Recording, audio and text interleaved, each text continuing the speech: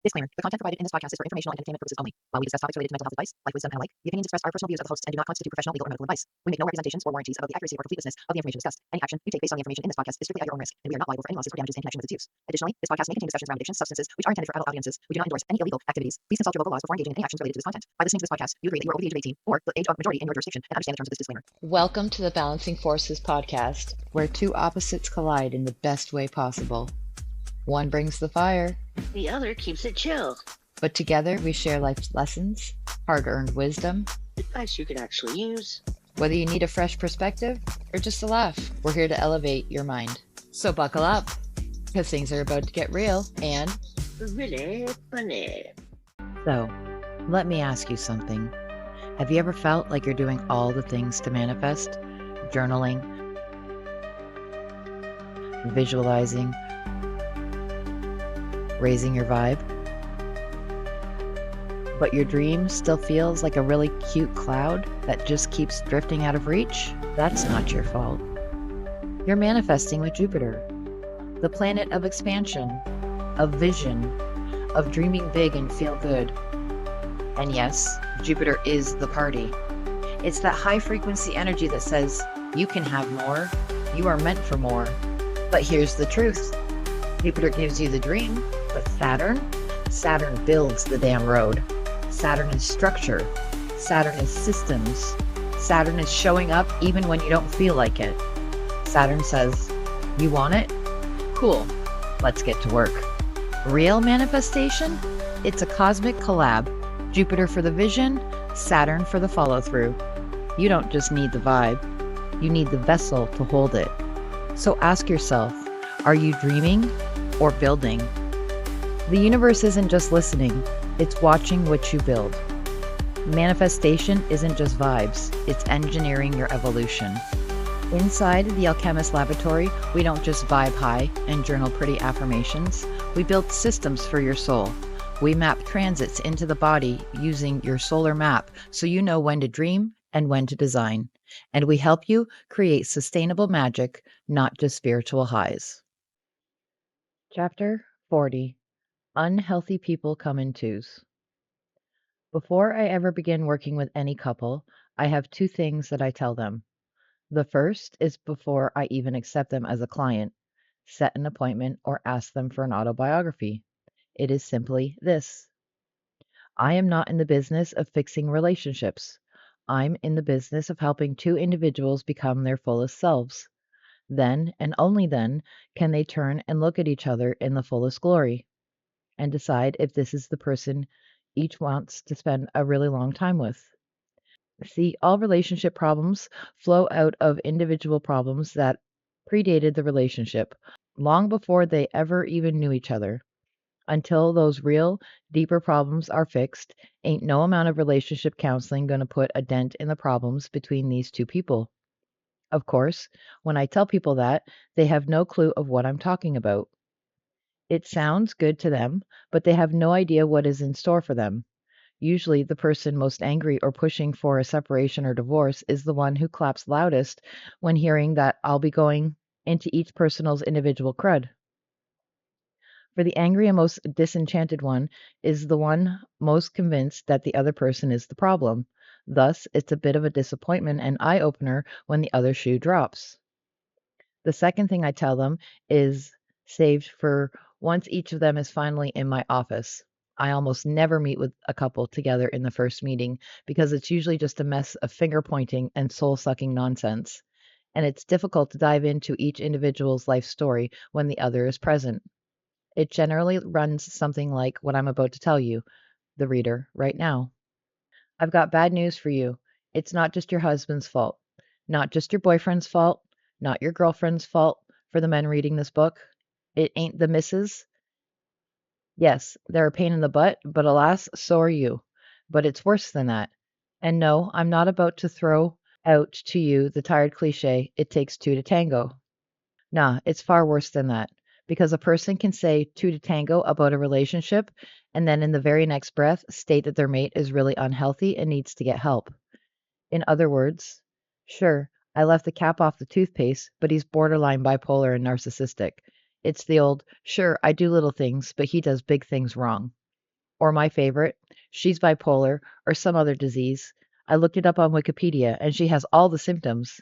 Never mind that people get bachelor's degrees and then master degrees and then PhDs in psychology and go through medical school and residency. And still, bipolarity is the most misdiagnosed psychological disease in all of medicine. But somehow, magically, you and WebMD managed to nail all her problems. Yeah, right. In short, what they love to tell their family, tell every friend and anyone else who will listen, namely me, the counselor, is I'm healthy and he's not. Let's see how I can put this. How about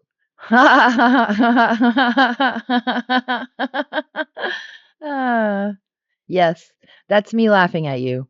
Or at least your incredibly naive belief that you're healthy and he's not, or she's not. Sorry, but pretty much as a rule, healthy people don't get into relationships with unhealthy people. Just ruminate on that one for a minute. Further, healthy people, as a rule, don't stay in relationships with unhealthy people. So, if you're in a relationship and your mate is supposedly unhealthy, you are too. Think about it, I tell clients. Why would a healthy person, someone who has a clean spirit, a life cleansed of fear, sorrow, depression, and anxiety, get into a relationship with a person who does not? It makes no sense. You might work with unhealthy people in your vocation as a therapist, nurse, pastor, social worker, teacher, or really any type of work, but you're not going to let an unhealthy person into the most intimate of your interpersonal circles as your lover or life companion. No truly healthy person would ever do that because it would cost her her very spiritual health. Now, a person on the path to becoming healthy might still be in a relationship with an unhealthy person, but the difference between your healthiness and their unhealthiness is not as great as you like to think, simply because such a great disparity would have already blown you two apart as intimates. In order to stay healthy, a healthy person protects his or her borders and won't let an unhealthy person stay too close. It's too disruptive. Healthy people aren't without problems or issues, but they've made their spiritual life a priority for a long time and know how to move through failings and difficulties. Thus, selling yourself as healthy while pointing the finger at your mate, saying he or she is unhealthy, is a ridiculous notion and not the mark of a spiritually healthy person. Such a position reflects a deficiency of understanding what, in physics, is known as the Heisenberg uncertainty principle, which, to paraphrase, simply asserts that I must constantly remind myself that I am part of the problem I am trying to solve. To assert that my mate is the problem and I am not, or not as much, is an attempt to villainize him or her and lionize myself. It is a scrappy effort to keep the problem outside of myself, keep the attention focused on you so that no one will see how screwed up I am. If I can just fix him, then I'll be happy, the thinking goes, implicitly stating your happiness lies outside of you. It is an attempt to skirt the stuff that is really at the core of both why I have had problems in my past and why I still presently do. It is also an attempt to control the narrative, and by trying to control the relationship story, you are fundamentally showing weakness, which is, of course, a sign of unhealth. For it is essentially saying that I am willing to harm this other person, even if only their reputation or how they are perceived, so that how I am perceived will not be diminished or will be exalted. That need to be perceived well is a mark of deficiency or weakness. To do it at the expense of another person radically compounds the offense unjustifiably and thereby radically increases the profundity of your own weakness. If a person can't control you, they'll attempt to control the story about you. In other words, to the insightful observer, your heated attempts to look good only reveal your insecurities and selfishness, powerfully underscoring how unhealthy you truly are. For example, I get a lot of clients attempting to capitalize on the cultural misbelief that men are bad at expressing their feelings and emotionally closed off. They will point the finger at their male partner or husband or son and recite how his lack of emotion is killing the relationship. That keeps the focus off of themselves at the expense of the person they claim to love. Insecurity compounded by hypocrisy. So unhealthy people always come in twos. Where there is one, there is most definitely another. and it's likely you. A healthy person simply can't be tricked by appearances, but trusts underlying energy. And if the energy, the vibe, ain't right, he or she ain't getting in.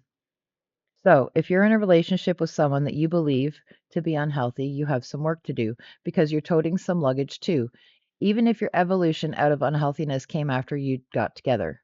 The fact that you're still in says that you ain't as healthy as you proclaim. And even if you're getting out, I'd be willing to bet that there's plenty of residual stuff that needs to be extracted before you're fully healthy and flying high again. Guaranteed. Journaling recommendation 1. What are you hiding? 2. In what ways do you keep the focus off yourself? 3.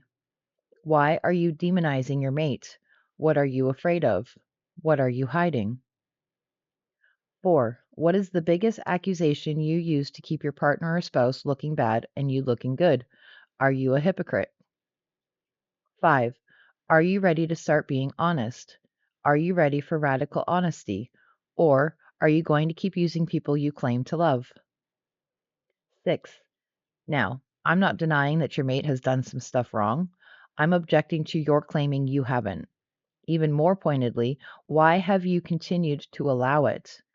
What does that say about you? And here's the whopper. What fears in you have perpetuated you staying in a relationship you claim is awful and unfulfilling? 7. What's really going on inside of you that you're not admitting? So remember, we're giving away this signed autograph copy of There's a Hole in My Love Cup. To enter, just like, subscribe, and comment. Also, sign up for our Beacons link to get into the giveaway. Thank you very much for tuning in. Stay amazing, stay awesome, and remember always to keep it real.